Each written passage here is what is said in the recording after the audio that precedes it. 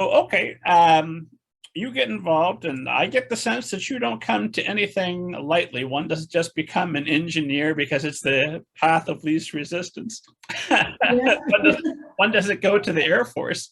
In fact, let's start there. What does being an engineer and your time with the Air Force bring to your writing career? Does that give you a level of discipline from which to begin and form regular habits?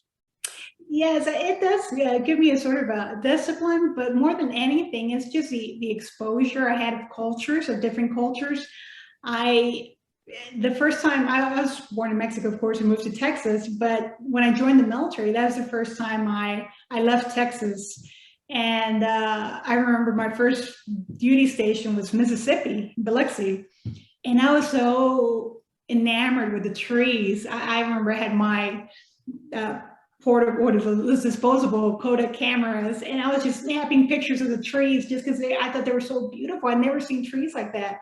And Cajun, I didn't know what Cajun was. I didn't know what gumbo was, and all these foods and traditions and cultures. And I was mesmerized. That was just Biloxi, Mississippi. So I was just like, oh my goodness, what's out there, And then luckily, I was so fortunate I got sent to Germany, and that was another opening for me, to actually speak German with Germans and not in college and experience other European countries and other cultures and just embracing all these cultures and the same thing with engineering. I was able to travel a lot, and I was able to do 1 year and I think it was a few months. I think it was 7-8 months over in New Zealand. I got to live there.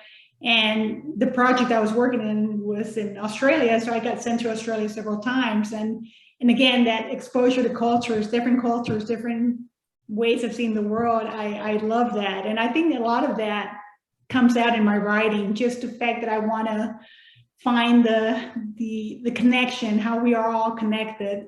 And that's what I aim with my writing all the time, trying to find that correlation between us all, that we're all human and we're all in some form or fashion connected. Out of curiosity, how many languages do you speak at this point?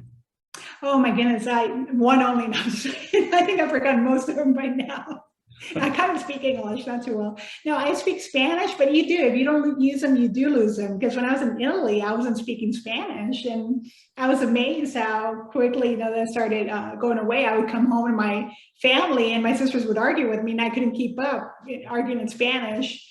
So they were just speaking so fast. But now I've practiced with my kids. I speak Spanish to them, so it came back again. And so English and German, I used to be able to speak it a little bit more. Now I could read it and understand it, but my tongue doesn't, it's not as good anymore. Italian, I was able to pick up Italian just because it's so similar to the Spanish. And the same thing, I could read it really well and understand it, but the speaking part, I'm losing it. But it took me a while with Italian, because for the longest time I thought I was speaking Italian, because we were living in Naples, Italy. And when I left Naples to go to other places in Italy, I noticed that they wouldn't understand me.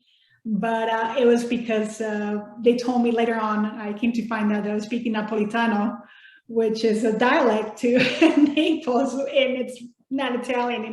Right away they would let me know, no, you're not speaking Italian, you're speaking Napolitano. So, which I enjoy. I love Napolitano, and I love the culture of Naples. And so, yeah, later on I picked up Italian, but yeah, my heart's always going to be in Naples. I was just thinking that over the past year and a half, however, time has no meaning anymore, however long we've been in some version of quarantine or lockdown, if I hadn't had this podcast, I might have forgotten to speak a language, period.